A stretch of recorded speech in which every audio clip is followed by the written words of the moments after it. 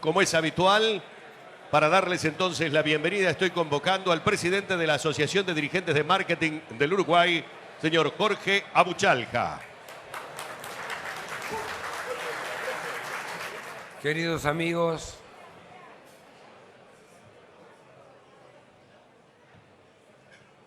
yo les diría que más interesante que darme un aplauso de bienvenida a mí, es dar un aplauso de bienvenida a todos nosotros que colmamos esta aula, por Dios.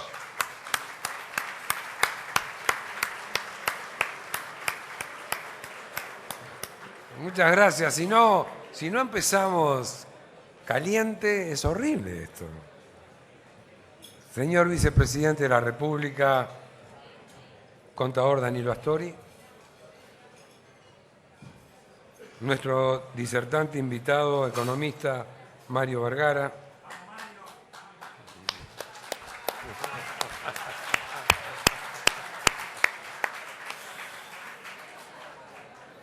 señor Ministro de Educación y Cultura, doctor Ricardo Ehrlich, señor Ministro de Industria, Energía y Minería, ingeniero Roberto Kramerman, señor Ministro de Trabajo, doctor José Vallardi, señora Ministra de Salud Pública, doctora Susana Muñiz, señora Ministra de Turismo y Deporte, señora Lilian Quechillán, señor Ministro Interino de Ganadería, Agricultura y Pesca, ingeniero Enzo Benech, señor Vicepresidente de ADM, Contador Roberto Bresso y Rector de la Universidad de la Empresa, señor Secretario General de ADM y Tesorero de la Universidad de la Empresa, señor Enrique Giner, señora Intendenta de la Ciudad de Montevideo, profesora Ana Olivera, gracias por acompañarnos, autoridades nacionales que nos acompañan, señores embajadores y representantes de países amigos, señores presidentes y representantes de cámaras empresariales y asociaciones profesionales, señores de los medios de comunicación, señores decanos y alumnos de la Universidad de la Empresa, queridos consocios, señoras y señores, reciban por mi intermedio una cálida bienvenida a este evento de trabajo. Si ustedes me permiten, quiero presentarles a dos autoridades de España que nos acompañan esta semana, que es el presidente de la Escuela de Negocios de Madrid y de SESEM, una de las 5 escuelas más importantes de Iberoamérica, y a la directora académica. Me estoy refiriendo a don Javier Sardoya, que está en la mesa, y a la licenciada Esther Álvarez, para quien pido una cálida bienvenida a este evento, por favor. Muchas gracias.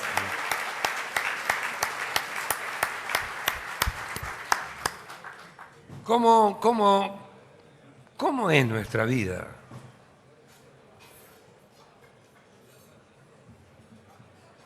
¿Cómo es nuestra vida? Eso les estoy preguntando. ¿Es divertida? ¿Es aburrida? ¿Es preocupada? ¿Estamos todos los días con cara larga o estamos todos los días con cara sonriente? Porque esta mañana, y si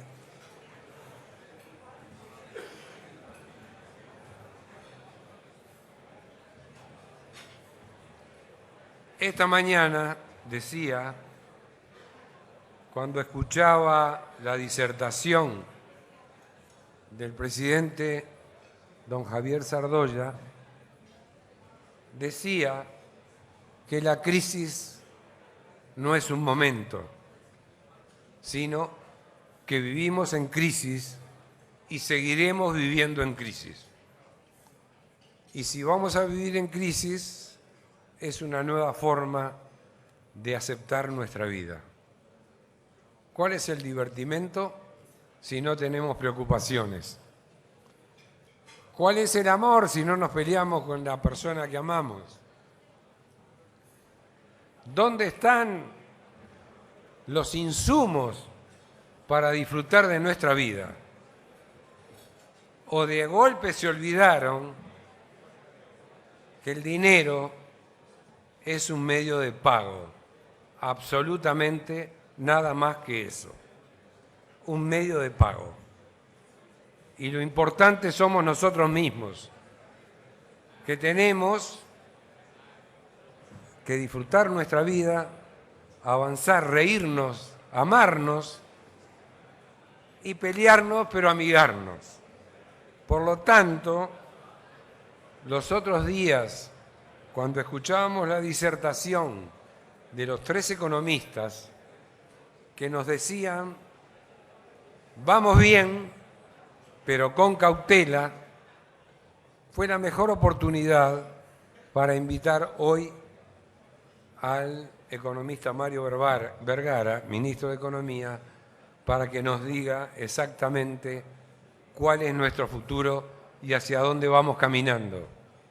Que sea bueno o que sea malo, es indiferente. Esta es nuestra vida y vivámosla, con mejoras o con peoras. Lo que ha pasado esta mañana en la carretera no son temas menores. Por lo tanto, yo les pido a todos ustedes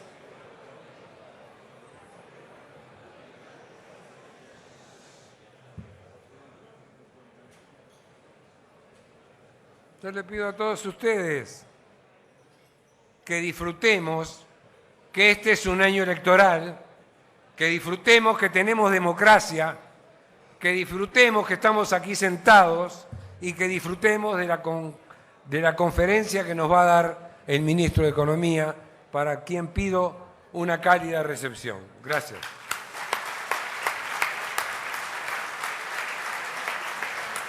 Ahora, y como es habitual, señor Abuchalja va a hacer entrega al señor ministro de Economía de una obra del artista plástico nacional Fernando Amaral. Bueno, ahora sí, invitamos entonces a hacer uso de la palabra al ministro de Economía y Finanzas, economista Mario Vergara. Bueno, vamos a bajar aquí. Muchísimas gracias por estar hoy aquí, ¿verdad? La verdad que es una satisfacción, un poco el lleno total. Veo con preocupación una silla vacía acá adelante. Tengo miedo que sea la del senador Baráibar, que llega tarde, saluda a todas las mesas, distrae. Pero bueno. En realidad, como decía entonces el presidente de ADM, es un momento interesante para ver dónde estamos parados, para ver qué diagnóstico tenemos, para ver cuál es un futuro más o menos previsible en el próximo tiempo. O sea que creo que la oportunidad que ADM ha planteado esta discusión, esta conversación, bueno, es justamente la adecuada. Así que corresponde, por supuesto, agradecer entonces a ADM por la invitación, por esta oportunidad. Y un poco el título de la presentación creo que da justamente la pauta de cuál es el talante, la tónica que nosotros tenemos en el diagnóstico de lo que está pasando y en nuestra visión de lo que puede pasar en el futuro más o menos cercano. Y es que como en todo proceso económico siempre tenemos desafíos. Hay momentos que los desafíos son los desafíos de una crisis. Hay momentos en que los desafíos son los desafíos de una economía que se empieza a desestabilizar y a desmoronar. Y hay otros momentos que son los desafíos de una economía que está creciendo. Y nosotros creemos que los desafíos que tenemos hoy en la economía uruguaya justamente devienen de un proceso de crecimiento importante que la economía uruguaya ha estado teniendo ya durante una década y que sigue teniendo al día de hoy. Por lo tanto, bienvenidos estos desafíos. Sin duda preferimos tener este tipo de desafíos de una economía que está creciendo y no los que lamentablemente tuvimos una década atrás. Entonces nos parecía importante volver a repasar un poco ese talante de una economía en crecimiento, un crecimiento inclusivo, porque el desarrollo económico y el crecimiento económico que hemos estado teniendo se está reflejando sistemáticamente en la sociedad, en la situación de los uruguayos, en el bienestar de la sociedad.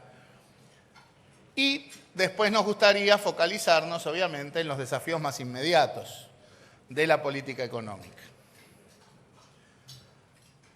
Decimos que tenemos un proceso de crecimiento inclusivo y afirmamos que ese proceso tiene fundamentos sólidos.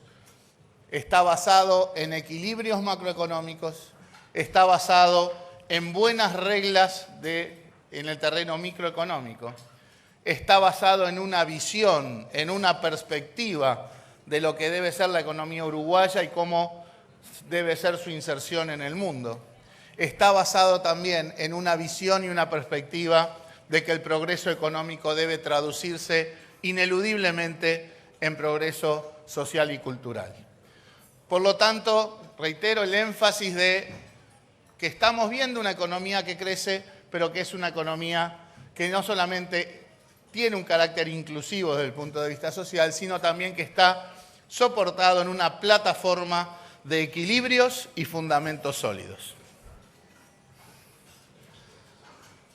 Los datos del otro día del crecimiento del Producto Interno Bruto de Uruguay, sin duda registran un proceso que sigue siendo muy saludable, ¿verdad? Crecer al 4,4% en el mundo de hoy, quizás excluyendo a algunos nuevos tigres asiáticos, ¿verdad? China, etcétera, es casi una tasa de crecimiento envidiable a nivel global. Es también un excelente guarismo, una excelente performance si uno mira la historia económica del Uruguay de largo plazo. El Uruguay en los últimos 9 años ha crecido a un promedio de 5,7%. Cualquier plazo de 40, 50 o 60 años que tomemos hacia atrás, la tasa de crecimiento de la economía apenas si rondaba el 2%. Por lo tanto, tanto en el terreno o en la comparación histórica como en la comparación global en la actualidad, crecer al 4,4% es una excelente noticia y pauta lo que decíamos al principio. Estamos en una economía que está en crecimiento y no desmoronándose. El PBI per cápita de Uruguay, ¿verdad?, es hoy el más alto de América Latina, en órdenes de más de $16.000, cuando sabemos que una década atrás, ¿verdad?, apenas andábamos en entornos de 3 o 4.000. A su vez, como decíamos, la comparación histórica permite enfatizar que estamos creciendo a buen ritmo, la comparación global, pero sobre todo también la comparación regional.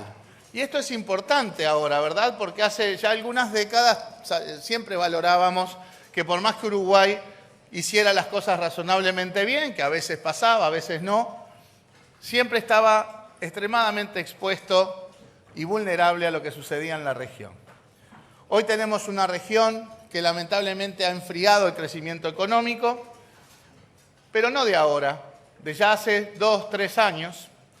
Brasil está creciendo en entornos incluso inferiores al 2%, Argentina creció algo más de eso el año pasado, pero los pronósticos son también de que el resultado de crecimiento este año va a ser muy magro. Incluso Chile, que creció razonablemente el año pasado, ya está dando señales de enfriamiento en los primeros datos del año. El dato interanual de crecimiento de la economía chilena a enero es de 1,4%.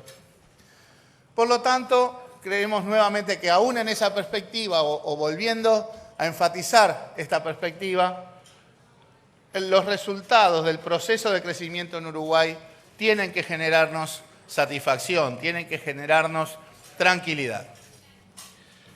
Pero además lo vemos desde un punto de vista de la composición de ese crecimiento como un proceso que también se está dando de manera equilibrada. No estamos viendo esos augurios de desequilibrios macroeconómicos y empecemos a enfatizar el tema de la visión equilibrada en la propia estructura del crecimiento de la economía. Este no es un crecimiento que explote por el hecho de que solo está explicado por un boom de demanda interna. No es tampoco un crecimiento estrictamente orientado a la exportación que tira abajo los niveles de bienestar de la sociedad. Ni es un crecimiento que no tenga futuro porque está basado en consumo y no en inversión. La estructura de crecimiento de Uruguay de toda esta década, sobre todo a partir del año 2006, y también que es reflejada en el año 2013, es de una estructura razonable en la que todos tiran del carro.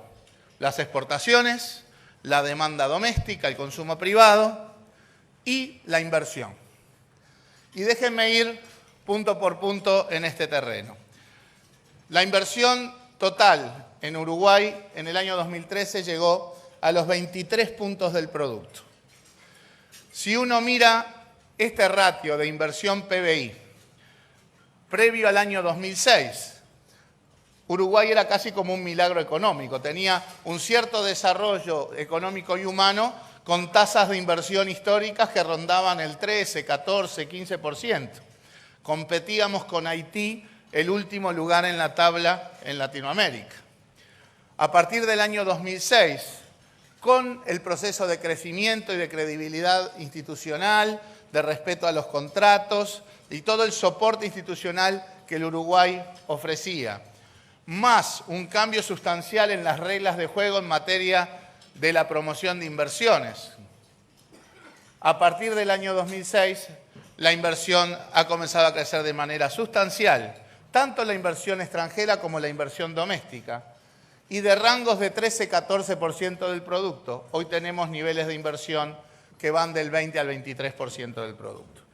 Esto no solamente es bueno en la fotografía, también es bueno en el proceso, porque la inversión de hoy es crecimiento para mañana, porque el hecho de que la inversión siga siendo muy importante a niveles de 20 y pico % del producto, el hecho de que esté creciendo primordialmente las importaciones en bienes de capital en el sector privado, el hecho de que los proyectos que se presentan para la promoción de inversiones en el nuevo marco de la Ley de Inversiones, y también la visión y los procesos de inversión del sector público, las empresas públicas, nos permiten tener confianza de que en el horizonte, un horizonte razonable en el futuro, el crecimiento va a continuar, porque su motor, que es la inversión, sigue siendo dinámico y pujante. Por el lado de las exportaciones, también seguimos viendo un proceso saludable. Las exportaciones crecen a menor ritmo que en los 7, 8 años anteriores, pero de todas maneras y con todas las circunstancias que rodearon el año 2013, seguimos pensando que siguen siendo un proceso razonable.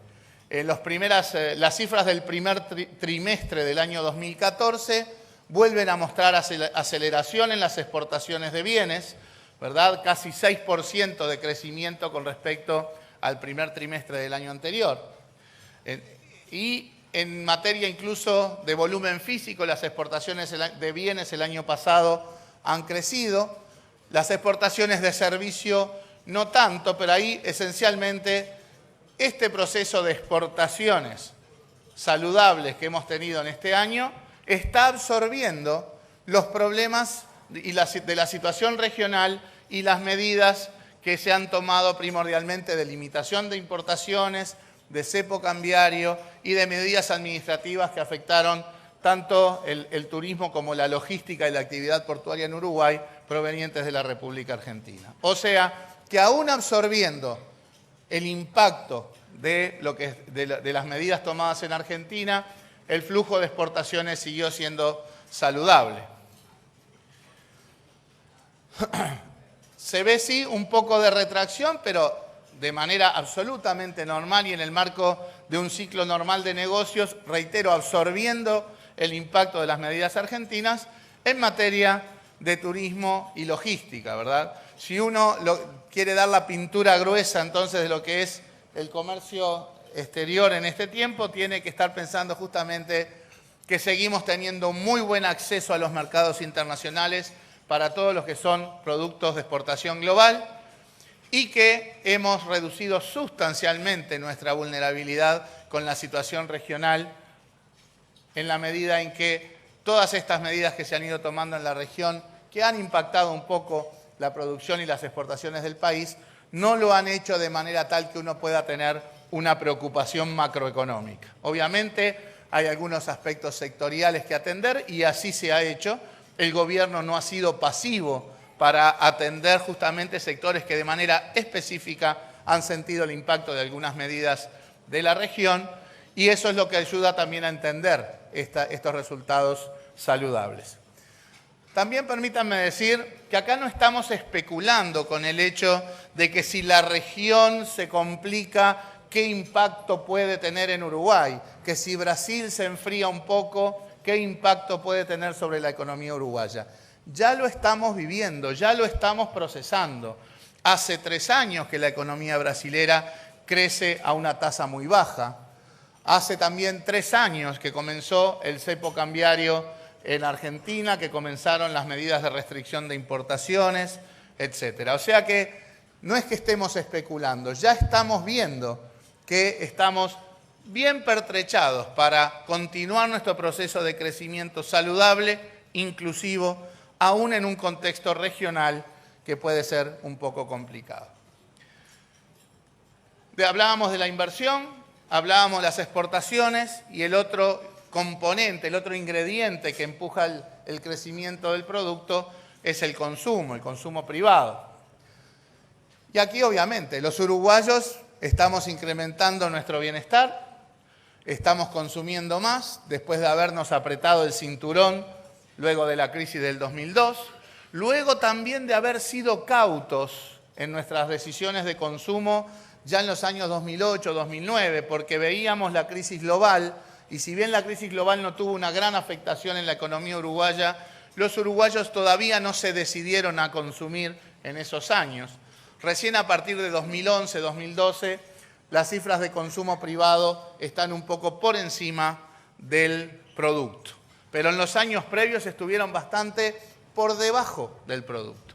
Este es un proceso razonable de que la economía que está creciendo, que lleva creciendo 10 años a más del 5%, y que por lo tanto genera una acumulación de incrementos de ingresos de los hogares, comience a consumir más, a demandar más.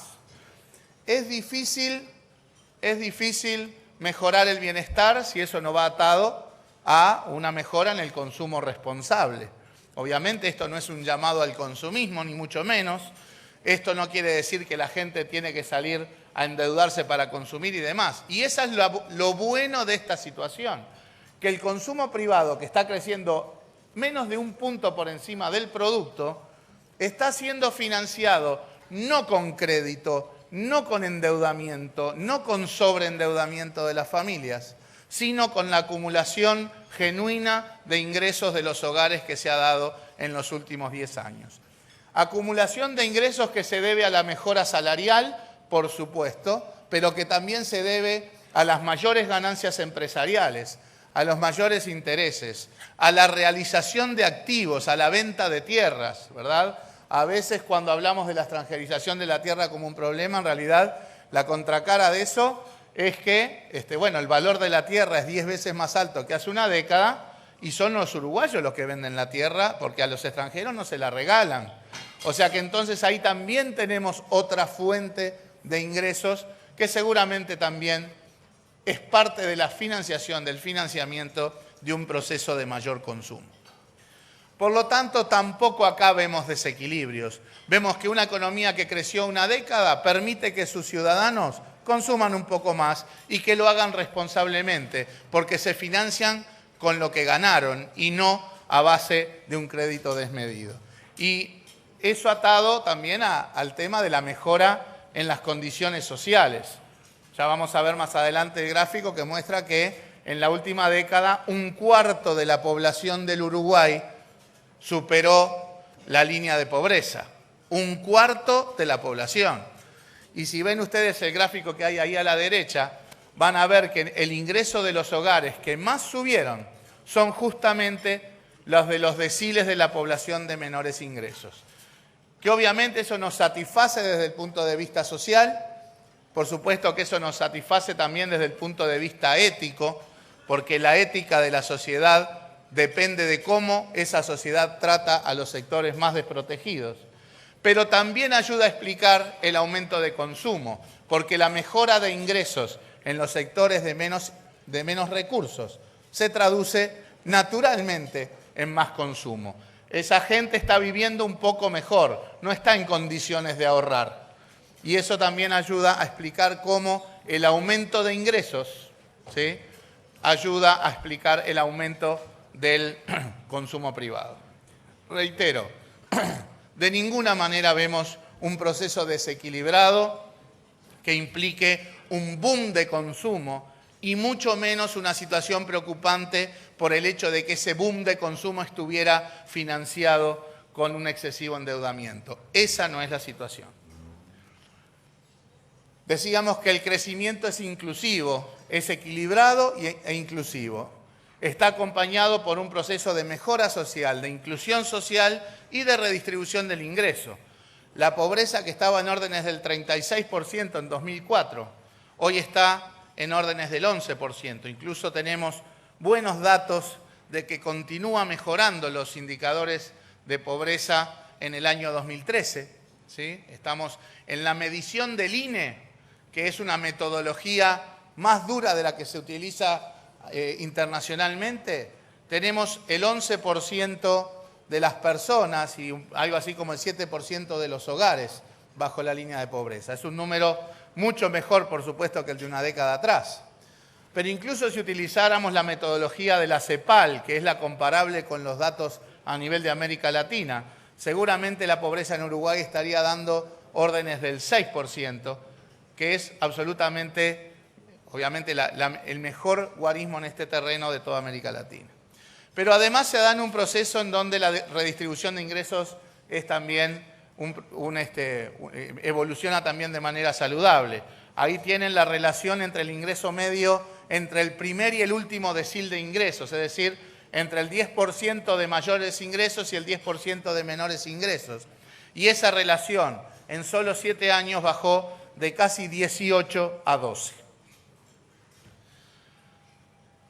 Sigamos un poco en la perspectiva de cómo vemos que este es un proceso de crecimiento que tiene esencialmente los equilibrios internos macroeconómicos en orden, de manera sólida. El manejo fiscal ha sido prudente en todo este periodo y ha permitido reducir su contracara, que es la deuda neta. El resultado fiscal en términos de las cifras de déficit muestra así números un poco más altos que en el pasado. Ahora vamos a ir con más detenimiento a ese punto. Pero acá lo que nos importa analizar es si ese déficit fiscal está en una trayectoria que sea sostenible en el tiempo o si entra en una espiral que genere problemas de sustentabilidad. Y una de las formas de ver esto es en su contracara, en su financiamiento, en cómo evoluciona el endeudamiento neto del país. Y como verán en el gráfico de la derecha, una deuda neta de Uruguay que en el año 2004 estaba cercana al 70%, hoy está estabilizada en órdenes del 23% del producto. O sea que no vemos que por el lado del financiamiento de la deuda neta se esté comenzando en algún proceso de deterioro que esté dando señales de que la situación fiscal presiona sobre la sustentabilidad de las cuentas públicas. Y acá permítanos les pido un poco de paciencia en un paréntesis un poquitito técnico, pero nos parece importante plantearlo, y es las cifras con las que uno razonaba los resultados fiscales, primario y déficit global, en 2004, por ejemplo, no podemos trasladarlas en nuestra evaluación automáticamente a la situación actual.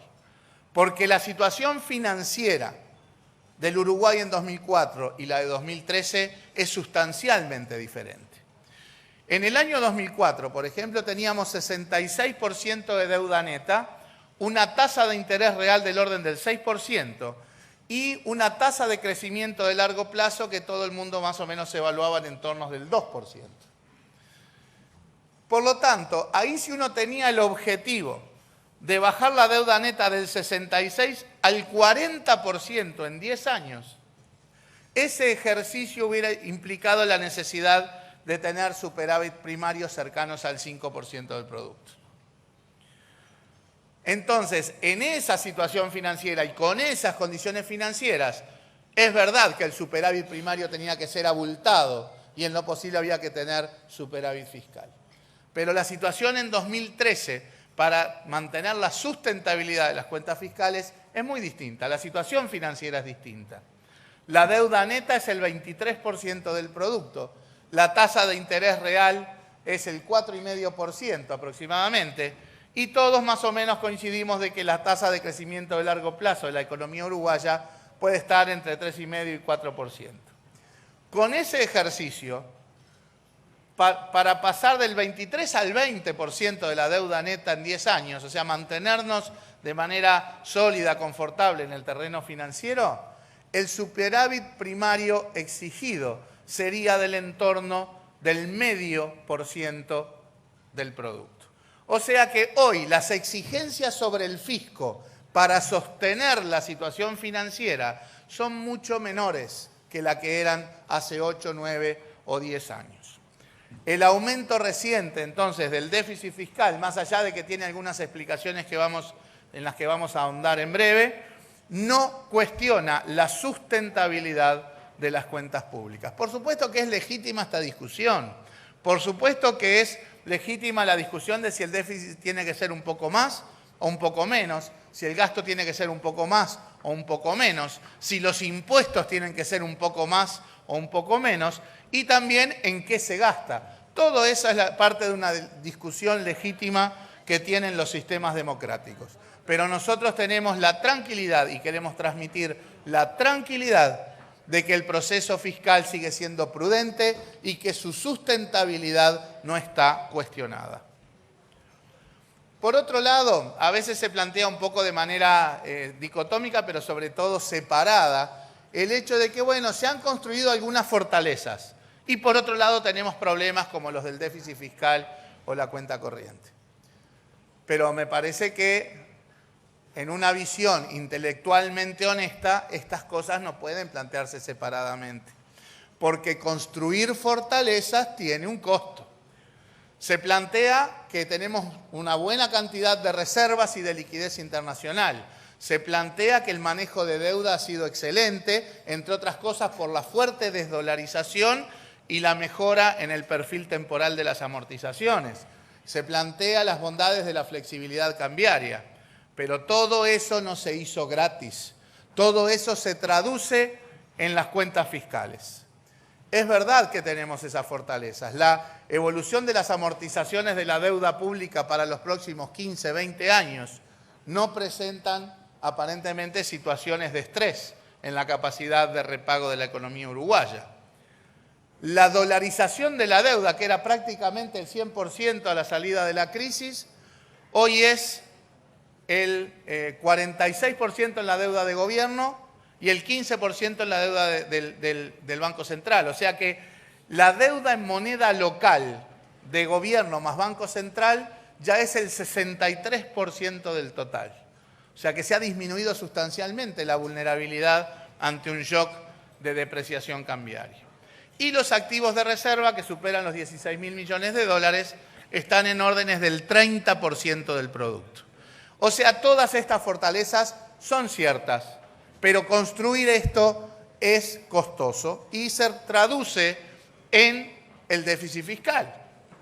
Por ejemplo, mantener altos niveles de reservas impone un diferencial de pago de intereses, ¿verdad?, entre lo que uno puede ganarle a las reservas en este mundo de tasas bajísimas a nivel global y lo que tenemos que estar pagando para la esterilización de la intervención cambiaria. Si no hubiéramos hecho esto, no tendríamos las reservas que tenemos, incluso más allá de lo que serían necesarias para atender con liquidez una situación catastrófica, pero eso tiene un costo de 0,5 punto del producto por año. O sea, está bien, no tengamos esas reservas y tendríamos 0,5 punto menos de déficit fiscal. Bueno, nosotros optamos por aumentar nuestro seguro, aunque eso tenga un costo dentro de una perspectiva fiscal sustentable. Lo mismo la desdolarización de la deuda. Si hubiéramos seguido con la lógica de seguir emitiendo toda la deuda en dólares, hoy sería mucho más barata la deuda, ¿sí? pero generaría algo que también podría pasar y vamos a ver, que es que la depreciación cambiaria nos haría saltar el valor de la deuda cuando el tipo de cambio subiera. Si no hubiéramos hecho eso, si no hubiéramos pagado con intereses la desdolarización, hoy tendríamos 0,8 del producto de déficit menos. O sea, también nosotros tenemos la tranquilidad de las cuentas públicas sustentables y por lo tanto también preferimos pagar este seguro, el de desdolarizar la economía, el de disminuir la vulnerabilidad de la economía uruguaya y de los bolsillos de los uruguayos ante shocks cambiarios. Eso cuesta 0,8% del producto. Y déjenme mostrarles en ese grafiquito amarillo y negro que tenemos ahí al lado un ejercicio, ¿verdad?, que es saludable, como no podía ser de otra manera, ¿verdad? Y es que en 2004, si hubiera habido una devaluación real del orden del 20%, y no estamos hablando de nada desmedido, porque en el último año, desde que comenzó el desmantelamiento de la política monetaria expansiva de Estados Unidos, la depreciación real ya está superando el 10%. Si tuviéramos un impacto de 20% de devaluación, la deuda neta aumentaría en 17%. O sea que si nos hubiéramos mantenido dolarizados totalmente, nos hubiera salido más barato y las cifras de déficit serían menores. Pero esta depreciación cambiaria hubiera implicado que los uruguayos estábamos debiendo un 17% más en términos de deuda. Mientras que la estrategia que se siguió de pagar un seguro para la desdolarización hace que una depreciación real de 20 puntos del producto no tenga impacto, sea esencialmente neutra sobre la carga de deuda de los uruguayos. Por lo tanto, la construcción de fortalezas tiene costos y no puede plantearse separadamente, esto está bien hecho, pero acá tenemos problemas, porque el déficit fiscal en buena medida se explica por el pago de los seguros que nos permitieron construir esas fortalezas. También se ve como un problema creciente el aumento en el déficit de la cuenta corriente. A veces se habla de deterioro de la cuenta corriente, de alguna manera trayendo una versión mercantilista de hace 300 años, ¿verdad?, en cuanto a que tener superávit es bueno, tener déficit es malo. Y eso no es necesariamente así. Tener mucho superávit puede significar que exportamos todo lo que producimos a base de tener salarios muy bajos en la economía. Entonces, malvenido ese superávit. También puede ser malvenido el déficit si está explicado por un boom de consumo a base de crédito, de la afluencia de crédito barato insostenible, que genera el sobreendeudamiento. Pero ese no es el caso. El caso de hoy es que un déficit de más de 5 puntos del producto en la cuenta corriente se explica esencialmente por los flujos de inversión extranjera directa.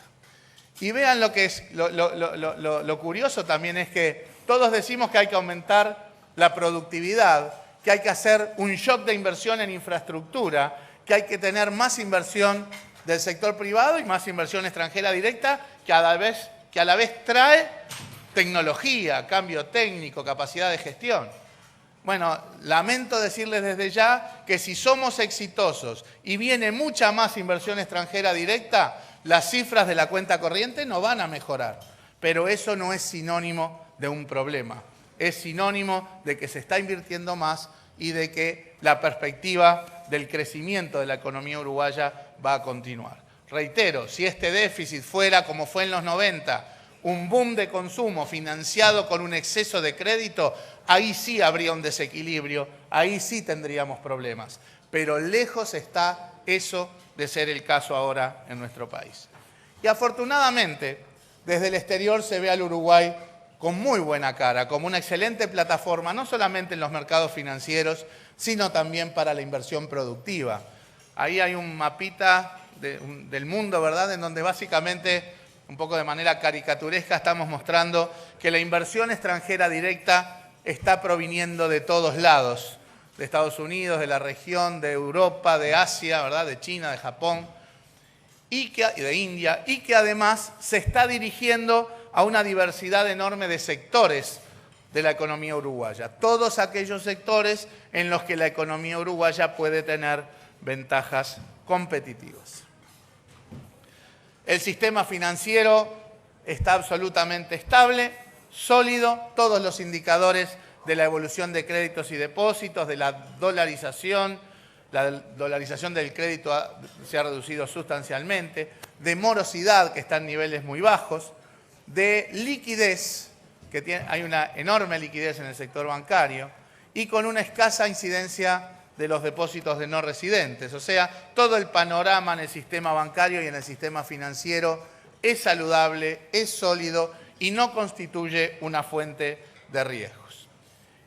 Ese es entonces para nosotros un panorama grueso, una pintura gruesa de una economía que está en crecimiento y con inclusión social. Y ese proceso, esa evolución presenta desafíos, como decía hace un rato, los desafíos de una economía en crecimiento. El presidente del Banco Central, Graña, le gusta decir los dolores del crecimiento. Y por lo tanto, permítanos enfatizar justamente cuáles vemos para nosotros que son los desafíos más inmediatos de la política económica. Por supuesto que eso tiene un solo titular y se llama inflación. El principal desafío de la política económica y de los uruguayos hoy en el terreno económico y financiero es que la inflación retome un sendero convergente hacia niveles más bajos, hacia los niveles deseados, hacia el rango objetivo de inflación.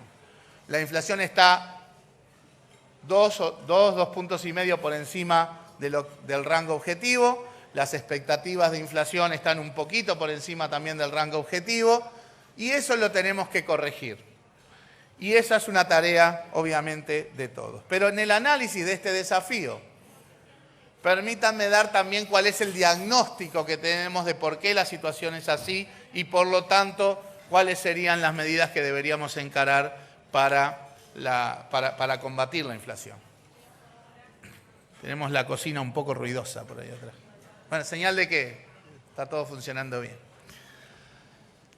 Panorama grueso es, tenemos presiones externas en el terreno inflacionario, tenemos presiones inflacionarias en la economía doméstica, o sea que del lado de la demanda tenemos presiones inflacionarias y del lado de la oferta tenemos más bien restricciones.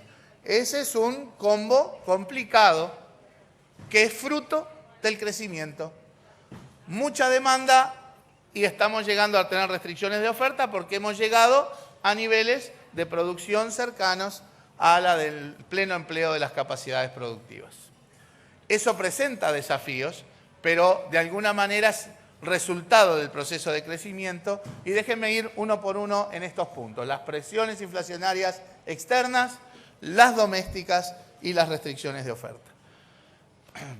Hasta que empezó lo que se llama ahora el tapering de la política monetaria americana, o sea, comenzar el desmantelamiento de la política monetaria expansiva de la Reserva Federal. Hasta ahí nosotros veíamos que los precios de los commodities subían, bajaban, pero sobre todo estaba impulsada esa suba por dos cosas. Una, por la mayor demanda de los países emergentes, China, India, Rusia. Bien, esa es una cuestión más bien estructural. Y la otra, el aumento de precios, reflejaba la debilidad de la unidad de medida, del dólar estadounidense. Por lo tanto, se daba esto que ustedes ven ahí en ese gráfico, ¿verdad?, en donde los precios internacionales y los tipos de cambio evolucionaban como en espejo, porque había una parte del sube y baja del precio que era la contracara del baja y sube del dólar. Entonces, compensaba un fortalecimiento del dólar con una bajada de precios internacionales o un debilitamiento del dólar como la contracara, una subida de precios internacionales. También ahí había analistas que lo miraban separado, decían, ¿qué problema la caída del tipo de cambio? Menos mal que los precios de las commodities suben sin notar que eran las dos caras de la misma moneda. Pero, ¿qué pasa a partir del tapering? A partir de que la Reserva Federal empieza a decir, bueno, vamos a aflojar esta política expansiva un poco, vamos a empezar a comprar menos activos de baja calidad. Bueno, vean que ese espejo se corta cuando empieza el desmantelamiento de la política expansiva de Estados Unidos. Y hoy por hoy tenemos que los precios internacionales no están bajando de manera general. En estos días han bajado un poquito, pero la tónica no es de desplome ni mucho menos. Mientras que sí es notorio el fortalecimiento del dólar a nivel global y por supuesto que todos también lo están viendo a nivel local.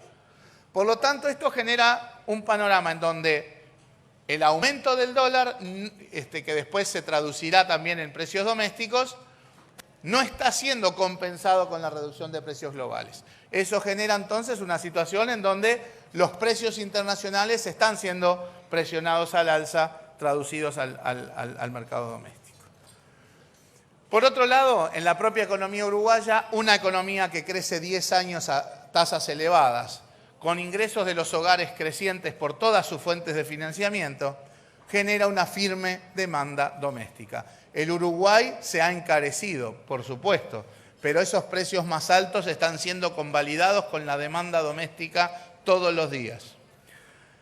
La ventaja, lo bueno de esta situación, además de que obviamente un consumo responsable también genera bienestar, es que ese aumento de consumo está financiado con la acumulación genuina de ingresos y no con un boom de crédito, no por los canales crediticios.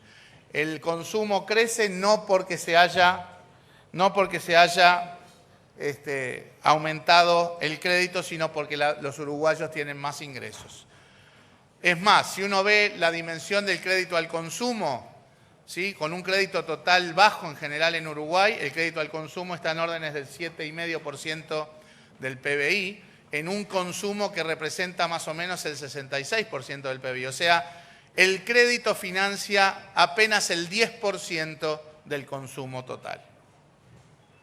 Restricciones del lado de la oferta. Tenemos el mercado laboral casi a full, ¿verdad? Casi en su extremo en términos de utilización de capacidades. La menor tasa de desempleo ya por 3 años de la historia desde que se llevan registros y la capacitación que se está dando en la mano de obra va a buen ritmo, pero evidentemente ya estamos con restricciones desde ese punto de vista.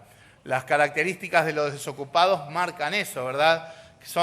Hoy quienes no están trabajando es gente de baja calificación en general, el 54% tiene menos de 9 años de educación, casi el 50% son jóvenes menores de 25 años y también casi el 50% busca trabajo con condiciones especiales, baja jornada laboral, horarios especiales porque o están estudiando o tienen situaciones familiares que así lo indican. En ese contexto, ¿cómo luchar contra la inflación? Obviamente, en el mediano y a largo plazo, los precios tienen que ver con la cantidad de dinero y por lo tanto la política monetaria es siempre importante.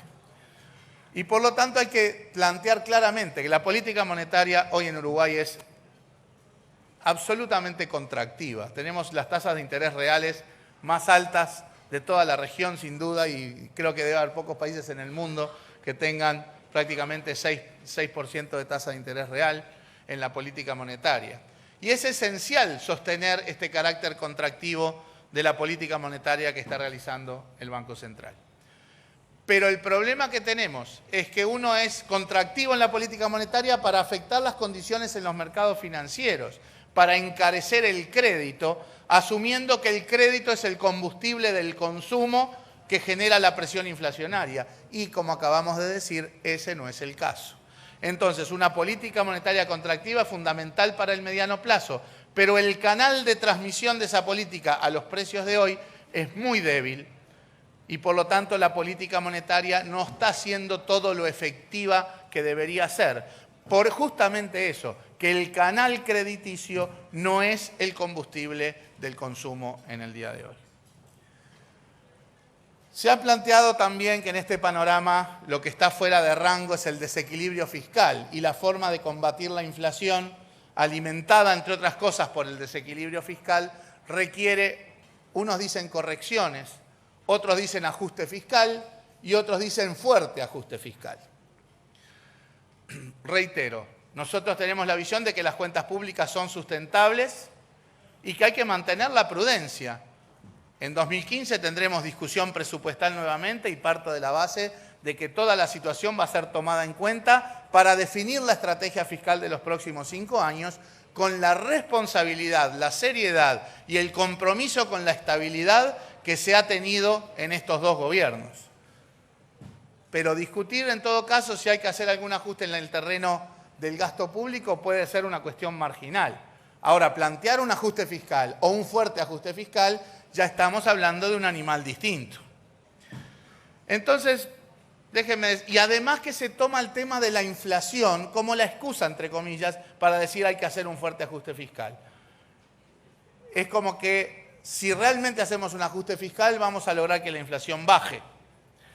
El propio Fondo Monetario acaba de hacer un estudio para el caso de Uruguay que básicamente nos dice que para bajar 2 puntos de inflación, el ajuste fiscal debería tener un tamaño de por lo menos 4,5 puntos del Producto Bruto Interno. O sea que para corregir la situación inflacionaria en ese marco, habría, para ser caricaturesco, que eliminar todo el presupuesto público para la educación. Obviamente no estoy diciendo que nadie plantee eso, ¿no? Pero para dar la dimensión del problema. Nosotros tomamos esa cifra del fondo, aunque nuestros trabajos en realidad dan que la cosa debería ser aún peor, porque el impacto de la cuestión fiscal sobre la inflación en los estudios del Ministerio son más débiles y por lo tanto el ajuste, ¿verdad? Si uno fuera por esa línea que no compartimos, aclaro porque después hay medios de prensa que titulan con los entrecomas de una frase, ¿sí? No compartimos el hecho de que haya que hacer un ajuste fiscal, debería ser ahí mucho más grueso del que el Fondo Monetario estaría implícitamente planteando. Por lo tanto, no vemos que la política fiscal haya introducido presiones inflacionarias significativas en un contexto de sustentabilidad de las cuentas fiscales. Y plantear un ajuste fiscal para resolver el problema inflacionario no se sostiene ni técnica ni políticamente. Si cuando hay crisis hay que hacer ajuste fiscal y cuando hay crecimiento hay que hacer ajuste fiscal, creo que hay gente que está enamorada de los ajustes fiscales, pero ni en el terreno técnico ni político tiene una fundamentación razonable. Además que, si todos decimos por otro lado, seamos consistentes también, ¿verdad? Hay que hacer un ajuste fiscal, pero necesitamos más productividad, más infraestructura, más capital humano. No sabemos de dónde se paga todo eso si tenemos que hacer un ajuste fiscal. Mientras las cuentas públicas sean sustentables, nosotros vamos a seguir por el terreno de seguir apostando a la inversión en la infraestructura para que no sea un cuello de botella del crecimiento, porque necesitamos productividad y competitividad para seguir creciendo, por el bien de los trabajadores, por el bien de los empresarios, por el bien de los ciudadanos, y también vamos a seguir por el camino de fortalecer el presupuesto en el gasto público social, en el capital humano, en la salud, en la cultura, porque también eso es soporte de crecimiento y productividad. La otra pata para combatir la inflación de la que se habla a veces es de que, bueno, los salarios han crecido mucho, han aumentado mucho los costos empresariales. Veo que ya están por el postre, espero que esta parte no les afecte mucho la digestión. Nuestra visión no es esa. Nuestra visión no es que los salarios reales se hayan despegado de tal manera que ya generen un problema de costos que nos hace no competitivos. Primero, recordemos, las exportaciones siguen creciendo a buen ritmo, ¿verdad? La capacidad competitiva a nivel global sigue siendo razonable. Pero acá tenemos que distinguir dos cosas. Primero, recordemos que venimos del tema inflación. Y entonces lo que se plantea es, como los salarios subieron mucho, eso genera inflación. Y cómo, entonces, a combatir la inflación, el corolario lógico es decir, hay que reducir los salarios. Otra vez quiero aclarar, antes de que titulen en ese entre comas, de que esa no es nuestra posición. Es más, tenemos la posición estrictamente contraria. Los salarios en todo este periodo, además de la recuperación de lo perdido a la salida de la crisis, no han evolucionado de manera desmedida con relación a lo que creció la economía y con relación a lo que creció la productividad. Y eso además ni siquiera ha pasado en los últimos años donde se plantea aparentemente este problema. Si tomamos la evolución desde 2011 para acá, el salario real y la productividad evolucionaron esencialmente en línea en un contexto de una economía que creció al 6, al 4, al 4,4%. Y además, la última ronda de Consejo de Salarios está mostrando que va a haber aumentos salariales en el terreno real que se han moderado, que se están moderando, que están tomando nota de una economía que no va a seguir creciendo a las mismas tasas de hace 4, 5, 6 años. Y además, las rondas de Consejo de Salarios ya prácticamente cerraron. De los 180 y pico de grupos, me recordaba ahora el ministro Bayardi, todos han cerrado para 2 y 3 años en el futuro. O sea, ya tenemos esta situación jugada por 2 años. En general, si hay cuestiones indexatorias, que sí las hay, es sobre todo para tasas de inflación más altas. Pero lo que quiero enfatizar es que esto es proceso del resultado de las negociaciones entre empresarios y trabajadores. ¿Cómo haría el gobierno para hacer una baja de salario real, que obviamente no está en nuestro menú, en el sector privado, cuando la forma de determinar los salarios del sector privado surge de una ronda de negociaciones que ya culminó y que tiene un horizonte de 2 y 3 años? Nadie podrá decir que la suba del salario ha sido desmedida en el sector público. Por lo tanto, nosotros vemos que el aumento real de salarios no es realmente un problema porque ha sido acompasado con aumentos de productividad, con crecimiento de la economía y además se están moderando. Eso no quiere decir que nosotros no pensemos que hay un problema en las cuestiones de la negociación salarial. Y tiene que ver con que sí existen mecanismos de indexación que tenemos que procurar desarmar entre todos, con los empresarios, con los trabajadores, con el Ministerio de Trabajo, el Ministerio de Economía. ¿Por qué digo esto? Porque una cosa es decir que el salario creció mucho y el salario real es un costo mayor y eso genera inflación y problemas de competitividad. Nosotros no compartimos esa visión. Pero eso no quiere decir que no haya un inconveniente. ¿Por qué? Porque un aumento del salario real del 3 o el 4 o el 5% se puede dar con una inflación del 5, del 10, del 50 o del 100%. Entonces es la base de indexación la que genera un problema, no el crecimiento del salario real. Y acá estamos hablando de problemas de indexación, no solamente en la conformación de salarios, sino también en la formación de precios, ¿verdad? Yo quiero ser bien claro, acá nosotros hemos tenido una excelente reacción del sector privado con respecto a los acuerdos de precios para no afectar mucho las expectativas de inflación con el crecimiento de los últimos meses.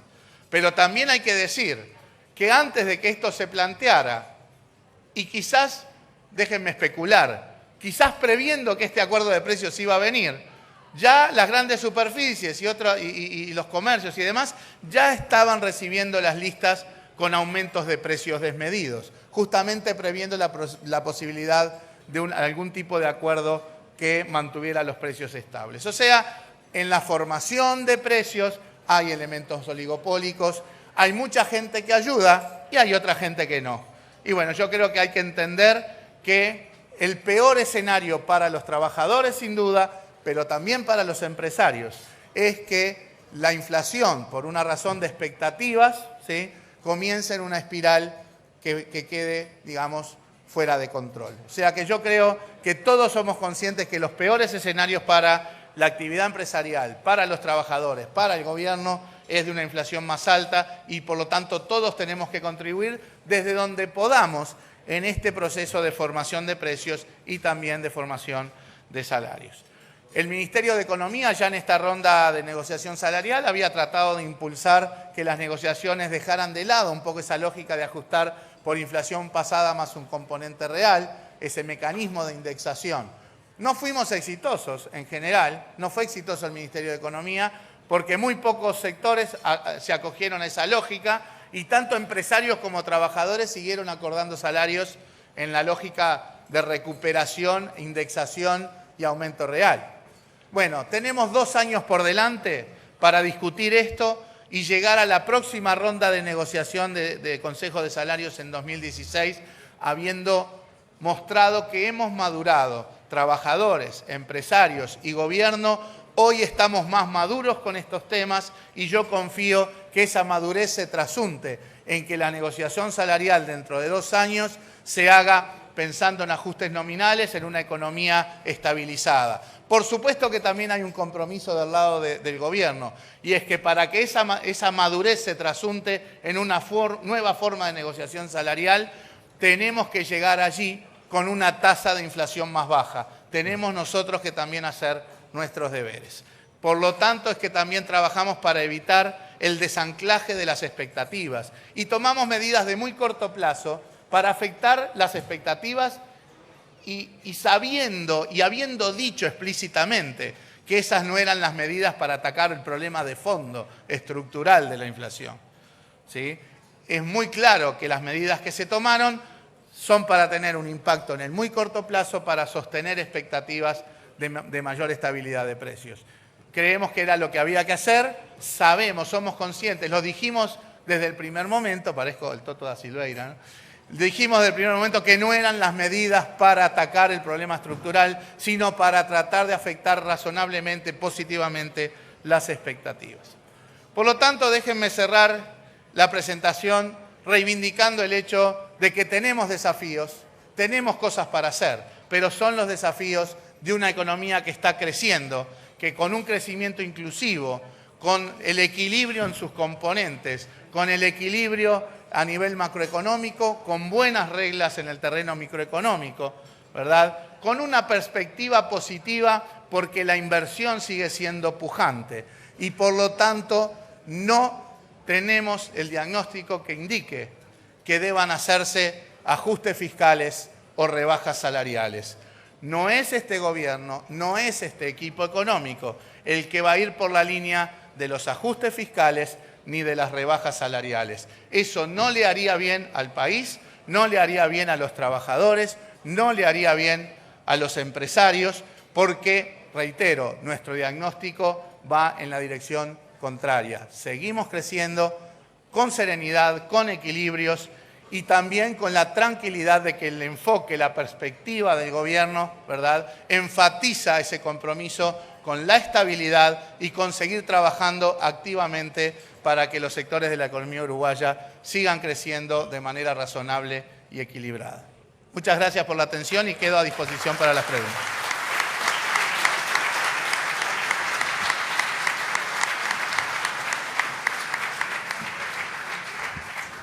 Bueno, las muy buenas tardes para todos. Ha sido una exposición extensa, la del ministro Vergara. Tenemos algunas pocas preguntas y les pedimos a todos la mayor atención posible, silencio en la medida de lo posible para poder escuchar todos. Ministro, la primera tiene que ver con el IPC, porque ayer anunciábamos que se iba a conocer hoy el índice de IPC del mes de marzo. Usted ya debe tener esa cifra, esa información. No, yo solo tengo así especulaciones, pero creo que mantendríamos la fortaleza institucional si todos esperamos a conocer el IPC por el mecanismo institucional adecuado, que es con la publicación del Instituto Nacional de Estadística. Obviamente que nuestra expectativa con las medidas tomadas es que comience un proceso de convergencia hacia tasas de inflación más bajas, aunque somos conscientes también de que las medidas todavía no han tenido mucho tiempo de impactar, o sea que quizás en marzo haya algún impacto, pero sobre todo apostamos a un impacto mayor en los meses siguientes. Pero ¿se conocería hoy a nivel oficial esa información? Quizás ya esté colgado por ahí. No, no está todavía hasta donde yo vi. Será cuestión de un ratito. Muy bien. Nos han pedido pocas preguntas y que le pidamos al ministro que sea breve en lo posible. Yo voy a transmitir... Mi especialidad es la brevedad. Muy bien. Yo voy a ir transmitiendo dos preguntas alternando con Claudia que vinieron de Salto, desde donde nos están viendo en vivo. La segunda más brava, ya se la anuncio. La primera dice, ¿qué opinión tiene usted, qué análisis realiza de cómo va a evolucionar el tipo de cambio para el 2014 y 2015? De algún modo, algunas preguntas las ha contestado, pero... ¿Qué hacemos? Cuando era presidente del Banco Central, la pregunta era qué va a pasar con el dólar, y ahora también. No, le vamos a preguntar eso también. Sí. Bueno, creo que el análisis que nosotros hacemos es que el dólar a nivel global se va a seguir fortaleciendo, porque la política monetaria en Estados Unidos se va a seguir, la política monetaria expansiva se va a seguir desmantelando ordenadamente. Por lo tanto, nuestra perspectiva es de que el dólar a nivel global se siga fortaleciendo y el Uruguay, país chico, pequeño, abierto al mundo en el terreno comercial y financiero, no va a ser ajeno a ese proceso de fortalecimiento de la divisa norteamericana. Obviamente lo último que haría acá o en cualquier otro lado es ponerle números, simplemente tener la perspectiva de que sin duda pensamos que el dólar se va a seguir fortaleciendo en los próximos tiempos. ¿Lo que ocurra con Brasil en ese sentido va a ser muy importante para nosotros? No, yo creo que es más determinante lo que ocurre con la política monetaria de Estados Unidos, que reitero, va a seguir desmantelándose de a poco. Y la última, Vergara, estos 100 millones de dólares que se han resignado para aplicar estas medidas en combate de la inflación, al menos para moderar la inflación, ¿en qué medida inciden en esa sustentabilidad de las cuentas públicas que usted habló? Bueno, 100 millones de dólares hoy representan menos del 0,2% del producto, o sea que estamos hablando de un monto relativamente menor en lo que es cualquier análisis de sustentabilidad de cuentas públicas. Y además hay que entender de que esto no se debe analizar así de manera estática. Hay que pensar lo que le costaría al fisco que la inflación no se modere. Si la inflación no se modera, va a ser mucho más costoso en términos fiscales y sobre todo en términos productivos y en términos del bienestar social. Esta también viene de Salto, incluye una serie de opiniones. Dice todos, o se señala que hay una desaceleración de nuestra economía. Seguimos siendo un país caro con salarios que crecen sin importar la rentabilidad ni la productividad. A su vez firmamos convenios de intercambio de información con Argentina, aprobamos la ley de responsabilidad penal empresarial, quitamos beneficios a la ley de promoción de inversiones, todas acciones, dice quien pregunta de Salto, que desincentivan la inversión. Con ese escenario, ¿qué acciones se debería tomar en el país para fomentar la inversión contrarrestándolas? ¿Esa es una sola pregunta? Es una pregunta. Yo le dije que era más difícil. Parecían como 8 juntos. No. Obviamente no voy a entrar al uno por uno de eso, primero porque muchas cosas creo que ya han sido tratadas en la presentación y otras nos sacarían un poco de tema. Acá hay que seguir trabajando para los equilibrios macroeconómicos, para las buenas reglas microeconómicas, para la atención a sectores que específicamente puedan tener problemas. Todo eso se ha hecho todo este tiempo. Nadie puede decir que se ha descuidado ningún sector en el terreno productivo por parte de este gobierno y el gobierno anterior. Y además, seguir trabajando, obviamente, en combatir el desafío más inmediato que hoy por hoy para nosotros es la inflación. Si la inflación se dispara, la competitividad se destruye. Y eso es algo que hay que tener claro, ¿verdad? Hay que dejar de tener ese enfoque de que hay que elegir entre inflación y competitividad. No, van en la misma dirección. Malos resultados de inflación repercuten muy negativamente en las condiciones de competitividad de la economía. Hay que seguir trabajando con toda la batería de políticas consistentes en el terreno fiscal, monetario, de ingresos, en las políticas activas en el terreno productivo y de las políticas sociales. Nosotros creemos que no va a haber sorpresas ni debe haber sorpresas de lo que son las políticas de gobierno en este tiempo, ¿verdad? Porque creemos que los resultados son razonables. Siempre se hacen pequeños ajustes en instrumentos que se anuncian oportunamente y que en general muchas veces dan buenos resultados, pero las orientaciones y la consistencia de las políticas para nosotros hay que continuarlas porque, reitero, han dado resultados razonables. ¿Nos permite seguir haciendo alguna pregunta más? ¿Cómo no? Ministro, respecto a la baja de tarifas, ¿no? Al IVA, al básico del IVA de la baja de tarifas. Para el sector residencial, la industria había reclamado también recibir ese beneficio. ¿Hay posibilidad de estudiarlo eso? Bueno, eso hay que verlo obviamente con la estructura financiera de UTE y la situación de la empresa pública sobre todo. Obviamente el énfasis de la rebaja a nivel residencial se debió a que el hecho de que la rebaja de IVA es motivada por la preocupación en el terreno de la inflación. Yo creo que nosotros tenemos que seguir trabajando en inversiones en el terreno energético y de hecho estamos haciendo una transformación muy importante de la matriz energética en Uruguay, incluso recién viniendo de la Asamblea del BID ahora en Brasil, había una publicación sobre este tema que reconocía que Uruguay por lejos es el país que más ha avanzado en la reestructuración de la matriz energética a favor de las fuentes renovables de energía. O sea, seguir en el proceso de inversión y mejora de eficiencia en el terreno energético es lo que nos va a garantizar tener tarifas eléctricas y energéticas más reducidas y más competitivas en el futuro. Obviamente también, ¿no? Uno maneja la cuestión tributaria en el corto plazo con el objetivo antiinflacionario, ya empezar a trasladar esa lógica en general para empezar a bajar impuestos de todos lados, bueno, ahí es donde empezamos con esa dicotomía de estoy preocupado por el déficit fiscal, pero lo que pido es o más subsidios o más rebaja de impuestos. Bueno, o una cosa o la otra. Lo saco un poco del tema económico. En un eventual triunfo de Vázquez en el próximo periodo de gobierno, ¿usted aceptaría continuar en el Ministerio de Economía? No, yo creo que allá hay noticias de prensa que indican que si Vázquez fuera el presidente se continuaría la orientación de la política económica. Eso es lo que me importa. Después, cada carita donde esté va a ser una cuestión más anecdótica. En la misma línea, yo le pregunto, ¿usted cree que entre todos los partidos uruguayos, en realidad, sobre las grandes líneas, hay una especie de consenso en los temas económicos? ¿Hay margen para cambios importantes? Bueno, yo no creo que haya consenso en todo. Creo que hay algunas cuestiones que sí son más políticas de Estado, en el sentido de que atraviesan los partidos políticos alguna lógica de equilibrios macroeconómicos, de reglas en el terreno micro.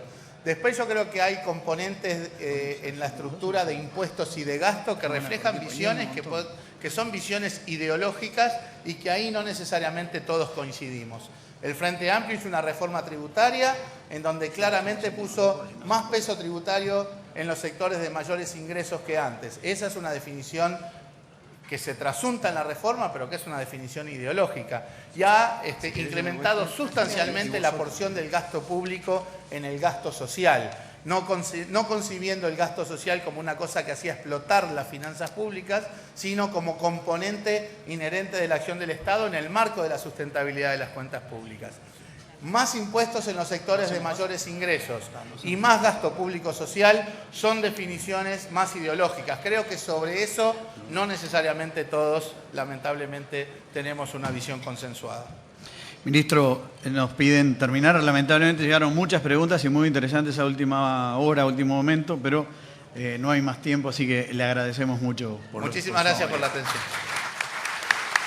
Agradecemos al economista Mario Vergara su aporte en el tema expuesto y también a los señores moderadores, Claudia García, Alfonso Leza, por su profesionalismo. Damas y caballeros, les deseamos que ustedes pasen una muy buena tarde.